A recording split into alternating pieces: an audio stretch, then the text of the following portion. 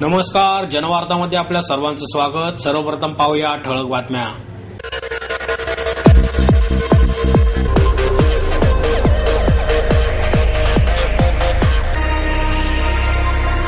पुणे विद्यापीठाचा 105वा पदवी प्रदान समारंभ जल्लोषात संपन्न।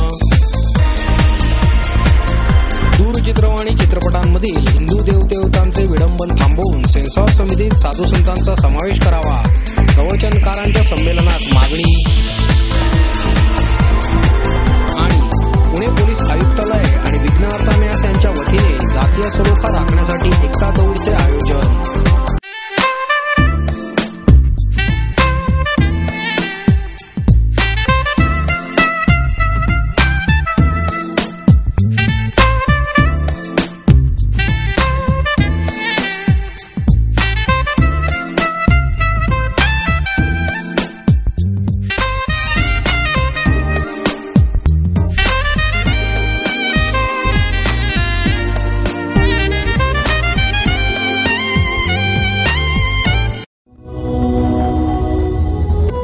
संहिता से जानिए आपके पिछले जन्म के बारे में, जानिए आपके इस जन्म के बारे में, जानिए आपके अगले जन्म के बारे में।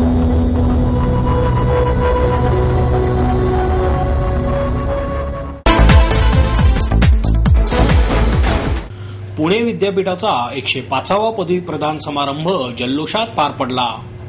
यावेळी विद्यापीठाचे प्रभारी कुलगुरू डॉक्टर संजय चहांदे, कुलसचिव डॉक्टर माल जाधव, महाविद्यालय आणि विद्यापीठ विकास महामंडळाचे संचालक डॉक्टर वासुदेव गाडे, परीक्षा विभागाचे मुख्य नियंत्रक डॉक्टर शिवाजी आहिरे आदी उपस्थित होते।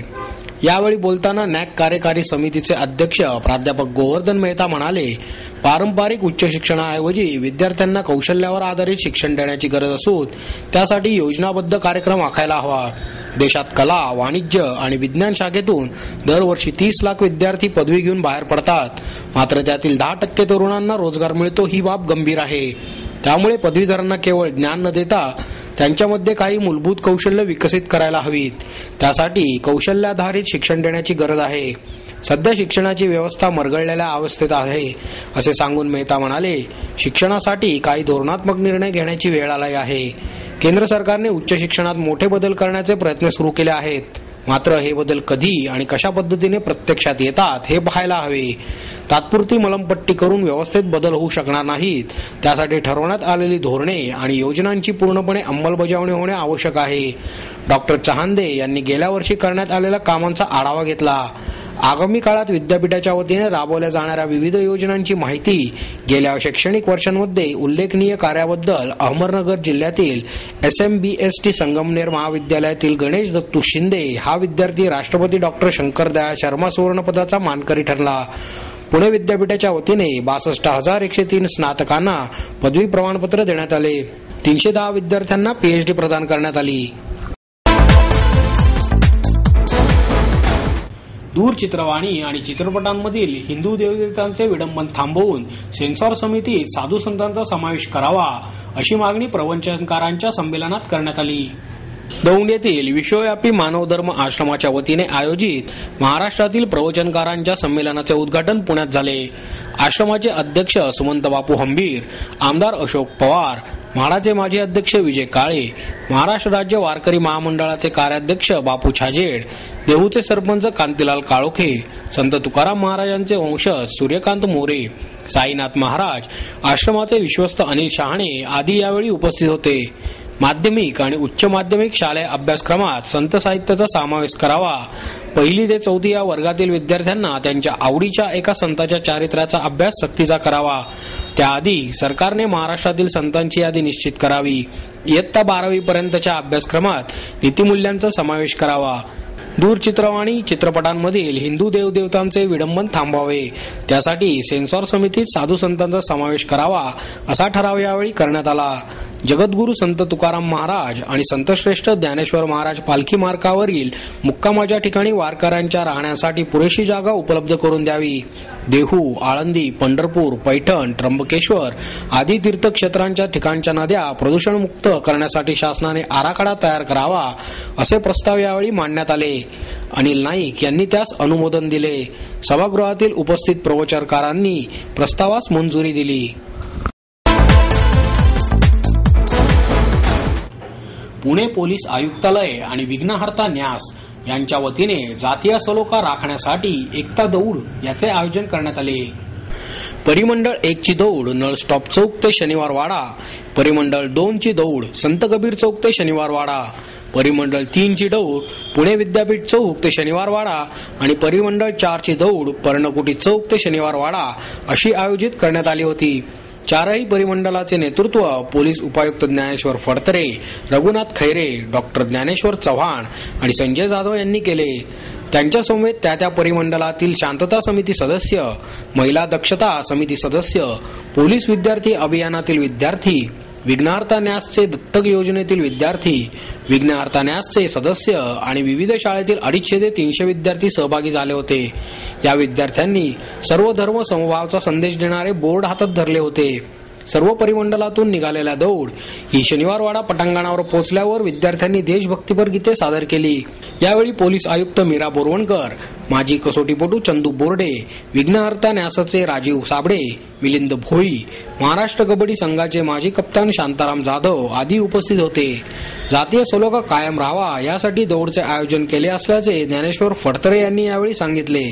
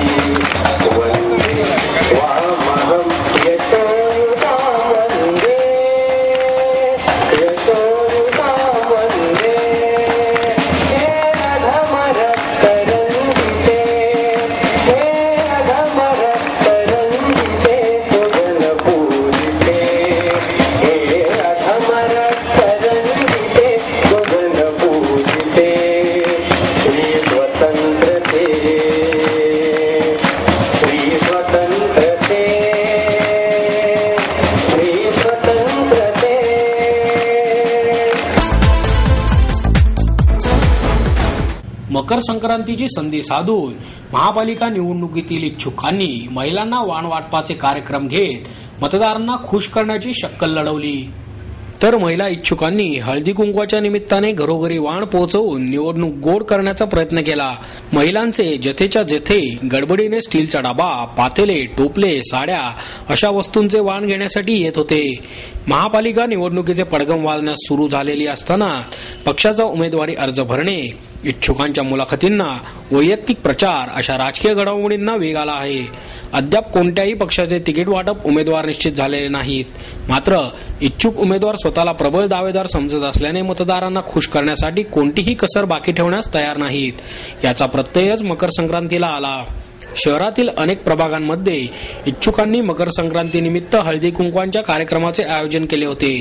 गोखलेनगर जनवाडीतील इच्छुकांचे कार्यक्रम संध्याकाळपासूनच सुरू झाले. त्यामध्ये नीता दत्ता भैरट यांनी देखील हळदी कुंकू कार्यक्रमाचे आयोजन केले होते.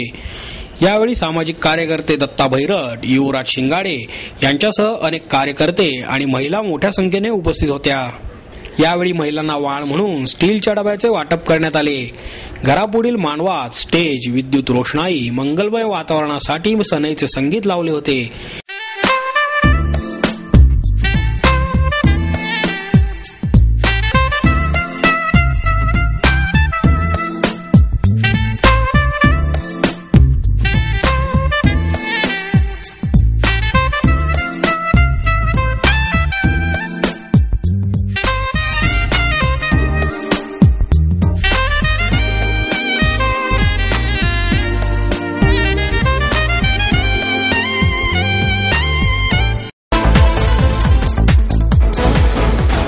हिंदुस्थानी भाषा सोडून इंग्रजीचे गोडवे गाणे यापेक्षा जास्त मोठा भ्रष्टाचार असूच शकत नाही, असे परखड वक्तव्य समर्थ संप्रदायातील ज्येष्ठ मठाधिपती आचार्य धर्मेंद्रजी यांनी केले.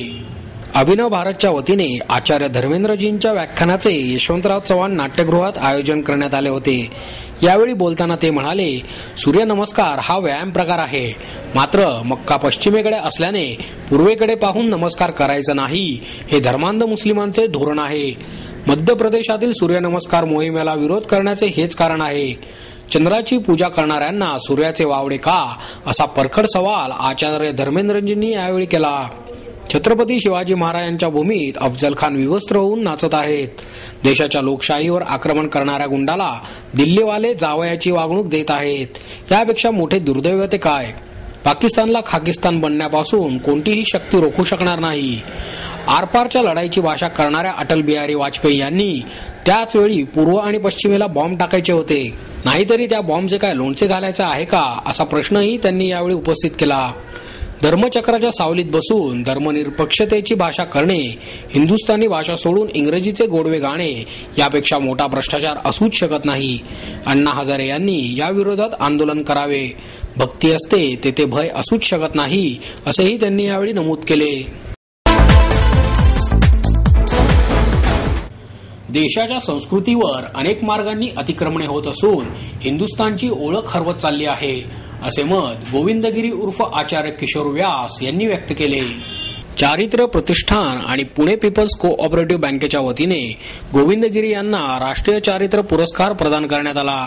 एमआयडीचे अध्यक्ष डॉक्टर विश्वनाथ कराड, ज्येष्ठ पत्रकार मल्हार अरणकल्ले, बँकेचे अध्यक्ष पन्नालाल लुणावत, संचालक विजयकांत ठकार, पोलीस अधिकारी धनाजी पाटील, प्रतिष्ठानचे अध्यक्ष प्राध्यापक सुरेश मेहता, उपाध्यक्ष श्रीधर गायकवाड, जनार्दन रणदिवे यावेळी उपस्थित होते. गोविंदगिरी म्हणाले, देशाला महासत्ता बनवण्यासाठी सध्या राष्ट्रीय चारित्र्याची गरज आहे. त्यासाठी स्वार्थ त्यागून समाजहिताला प्राधान्य देणाऱ्या व्यक्ती घडवण्याची गरज आहे. सध्याच्या राजकारणात राष्ट्रीय चारित्र्याचा अभाव आहे. माजी राष्ट्रपती अब्दुल कलाम यांनी पाहिलेले स्वप्न सत्यात उतरवण्याचे सामर्थ्य सध्याच्या संसदेमध्ये नाही. छत्रपती शिवाजी महाराजांचे निष्ठावंत शिलेदार तानाजी मालुसरे यांची आधी लगीन कोंडाळ्याचे मग रायबाचे ही वृत्ती राष्ट्रीय चारित्र्याचे उत्तम उदाहरण आहे. डॉक्टर कराड म्हणाले, हिंदुस्थानी संस्कृतीमध्ये संपूर्ण जगाला मार्गदर्शन करण्याचे सामर्थ्य आहे. त्यामुळे आपल्या संस्कृतीचा आपण अभिमानच बाळगायला पाहिजे, असेही त्यांनी सांगितले. असित रेड्डीज लिखित, दिग्दर्शित आणि रिद्धी एंटरटेनमेंट निर्मित या गोड गोड डब्यातला हा मराठी चित्रपट 20 जानेवारी रोजी सर्वत्र प्रदर्शित होत आहे. आई वडिलांनी काबाड कष्ट करून वाढवलेला मुलगा आणि आपल्या आई वडिलांची जीवनभर पाहिलेली घुसमट यातून बाहेर पडण्याचा त्या तरुणाचा निर्णय आणि परिणामी 2 पिढ्यांमधील व्यक्तींमध्ये होणारा संघर्ष, नेमकं हेच या गोल गोल डब्यातल्या मध्ये चित्रपटातून मांडण्यात आले आहे. निसार खान आणि मितेश देसाई यांनी या चित्रपटाची निर्मिती केली आहे, तर प्रसिद्ध अभिनेते अशोक सराफ यांची मुख्य भूमिका आहे. स्मिता तळवळकर, संतोष जोवेकर, स्मिता शेवाळे, आशालता वाबगावकर, बाळ धुरी, विजय चव्हाण, माधव अभ्यंकर, इरावती लागू, रश्मी येसगुडे यांच्याबरोबर बालकलाकार पप्पन पाटील आणि आकांक्षा जगदाळे यांनी भूमिका केल्या आहेत. याविषयी बोलताना सराफ म्हणाले, सध्याची जनरेशन गॅप यातून पाहायला मिळणार आहे. समाजात लोकांना माहीत नसलेली गोष्ट प्रेक्षकांच्या माध्यमातून जागरूक नागरिकांपर्यंत पोहोचवायचा हा उद्देश आहे. आई वडिलांचा सांभाळ करणाऱ्या मुलामुलींकडून पोटगी बघण्याचा अधिकार पालकांना असतो, हेच या चित्रपटाद्वारे समाजापर्यंत पोहोचवायचे असल्याचे दिग्दर्शक रेड्डीज यांचे म्हणणे आहे. तर तळवळकर म्हणतात, आई वडिलांचा मुलांशी होणारा संवाद दुरावलाय याची जाणीव प्रकर्षाने यातून होणार आहे. चित्रपटाची कथा, पटकथा आणि दिग्दर्शन अशी तिहेरी जबाबदारी असित रेड्डीज यांनी सांभाळली आहे, तर संवाद प्रवीण शांताराम आणि रेड्डीज यांनी लिहिले आहेत. गीते बाबा चव्हाण यांनी लिहिली असून संगीतकार सतीश चंद्र यांनी ती संगीतबद्ध केली आहेत. अशोक सराफ यांच्याच आवाजातील या गोल गोल डब्यातला टायटल सॉन्ग ऐकायची संधी यावेळी मिळणार आहे. तर सारे गम फेम मुग्धा वैशंपायन हिचाही आवाज या गाण्यात असणार आहे. त्याचप्रमाणे क्षितिज तारे, निहिरा जोशी आणि ऋषिकेश कामेरकर यांनी या चित्रपटातील गाण्यांना आवाज दिला आहे.